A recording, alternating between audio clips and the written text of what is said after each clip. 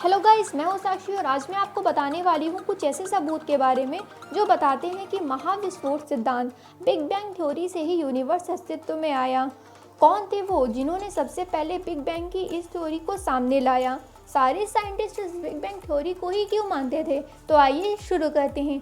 George लेमेट्री ने सन 1927 में यह दावा किया था कि यूनिवर्स सबसे पहले एक बहुत बड़े विशाल और भारी गोले में था, जिसकी एनर्जी की वजह से एक जबरदस्त धमाका हुआ और इस धमाके से होने वाले टुकड़े ने अंतरिक्ष में जाकर धीरे धीरे तारों और ग्रहों का रूप ले लिया। ये सिद्धांत अल्बर्ट आइंस्टाइन के फेमस थ्योरी ऑफ रिलेटिविटी पर आधारित था, लेकिन उस टाइम हैली ही वो इंसान थे जिन्होंने लेमेट्री के महाविस्फोट सिद्धांत का मजाक उड़ाया और आलोचकों द्वारा उन्हें अनसुना कर दिया गया। लेकिन सन 1929 में एडविन हबल ने रेड शिफ्ट की थ्योरी के आधार पर पाया कि ब्रह्मांड फैल रहा है।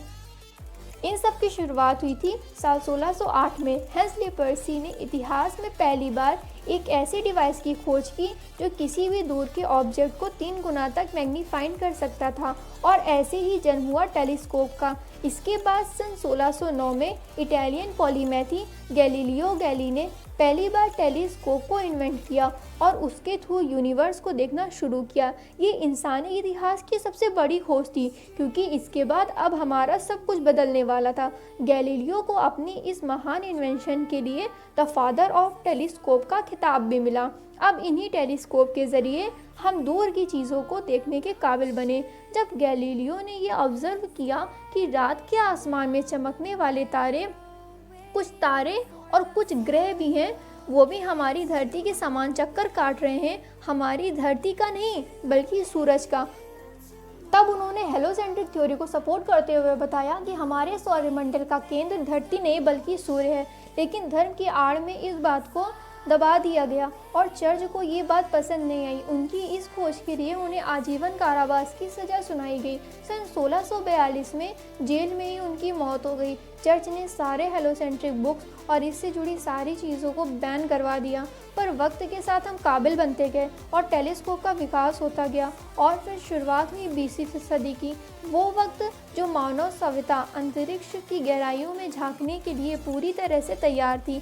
20वीं सदी के जॉर्ज एलरी हेल का सबसे बड़ा मिशन था हमारे यूनिवर्स के रहस्यों को सुलझाना, कि आखिर हमारी गैलेक्सी के बाहर क्या है।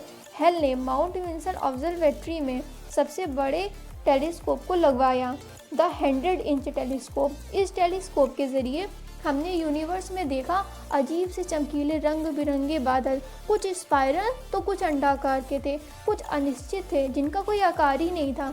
ये था ये नेबुलास, पर उस वक्त कोई नहीं जानता था कि ये क्या है और कितनी दूर है। आखिर अंतरिक्ष में दिखने वाली ये चीज़ क्या थी? इन्हीं साइंटिस्टों में एक थे एडविन हबल। एडविन हबल वाकई में सबसे अच्छे ऑब्जर्वेटरी एस्ट्रोनॉमर थे। उन्होंने रात रात पर झककर उस 100-इंच टेलीस्कोप के जरिए अंतरिक्ष में मौजूद उन नेबुलास की पढ़ाई की, और इन्हीं में से एक नेबुला ने उनका ध्यान आकर्षित किया, एंड्रोमेडा नेबुलास। हबल ने उस एंड्रोमेडा नेबुला में मौजूद तारों को देख सकते थे, परंतु ये साबित करने के लिए कि ये भी असल में एक गैलेक्सीज है हमारी गैलेक्सी की तरह, हबल को ये पता करना ज़रूरी था कि इसकी दूरी कितनी है। पर यह सब इतना आसान नहीं था। हबल ने स्टैंडर्ड कैलर मेथड के जरिए एंड्रोमेडा नेबुला की डिस्टेंस को नापा, और उन्होंने अनुमान लगाया कि एंड्रोमेडा नेबुला हमसे करीब 8 लाख प्रकाश वर्ष दूर है, यानी कि एंड्रोमेडा हमारी मिल्की वे गैलेक्सी से बाहर था, एक दूसरी गैलेक्सी, अपने आप में एक दूसरी दुनिया। और हबल ने ऐसी ही कई सारी गैलेक्सीज की खोज की। कई सारे नेबुलास जो कि स्पाइरल थे, वो असल में नेबुलास नहीं बल्कि गैलेक्सीज थे। एडविन हबल की इस खोज ने यूनिवर्स को देखने का हमारा नज़रिया ही बदल दिया। हम यूनिवर्स में अकेले नहीं थे बल्कि और भी गैलेक्सीज थी। हबल की आने वाली इस खोज ने सबको सरप्राइज कर दिया था। हबल ने देखा कि धीरे धीरे ये गैलेक्सीज हमसे दूर जा रही हैं। वेस्टो स्लीपर नामक साइंटिस्ट ने भी ये ऑब्जर्व किया था कि स्पाइरल नेबुलास जो कि गैलेक्सीज थे वो हमसे दूर जा रहे हैं, यानी कि ब्रह्मांड फैल रहा है। हबल की ये खोज खगोलविदों की अभी तक की सबसे बड़ी खोज थी। मतलब ये कि ब्रह्मांड स्थिर नहीं है। सन 1964 में एस्ट्रोनॉमर अर्नो पेंजिया और रॉबर्ट विल्सन एक नए रेडियो टेलीस्कोप पर काम कर रहे थे। इसमें लगे एंटीना अंतरिक्ष से आने वाली माइक्रोवेव और रेडियो वेव को ऑब्जर्व कर सकते थे।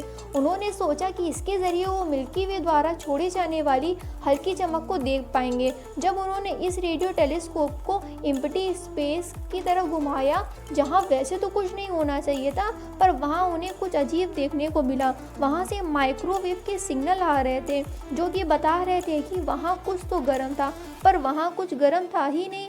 फिर इन सिग्नल को हर डायरेक्शन से ऑब्जर्व किया जाने लगा। ये हर डायरेक्शन से आ रहे थे। ये बता रहे थे कि एम्प्टी स्पेस जहाँ का टेम्परेचर एब्सोल्यूट 0 होना चाहिए था, वहाँ का टेम्परेचर एब्सोल्यूट 0 से 3 डिग्री ऊपर था। ये खोज थी बिग बैंग के सबूत की। ये है बिग बैंग के ड्यूरिंग निकलने वाली आफ्टर ग्लो चमक की रोशनी जो आज भी यूनिवर्स के चारों तरफ माइक्रोवेव के फॉर्म में मौजूद है। अर्नो पेंजियास और रॉबर्ट विल्सन को अपने इस अंतरिक्ष खोज के लिए साल 1978 में नोबेल प्राइज से सम्मानित किया गया।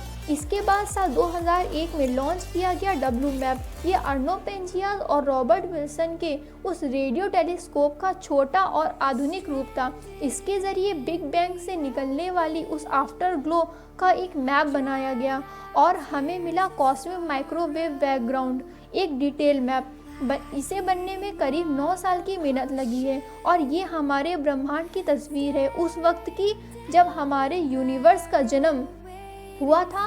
तो इस तरह से बिग बैंग थ्योरी की रचना हुई और हमें इसके सबूत मिले और इस तरह से 13.8 अरब साल पहले छोटे से बिंदु से महाविस्फोट बिग बैंग थ्योरी का जन्म हुआ। जिसने इस वीडियो के फर्स्ट पार्ट को नहीं देखा है वो जाके अभी तुरंत चेकआउट करें। आज के लिए बस इतना ही। Thank you.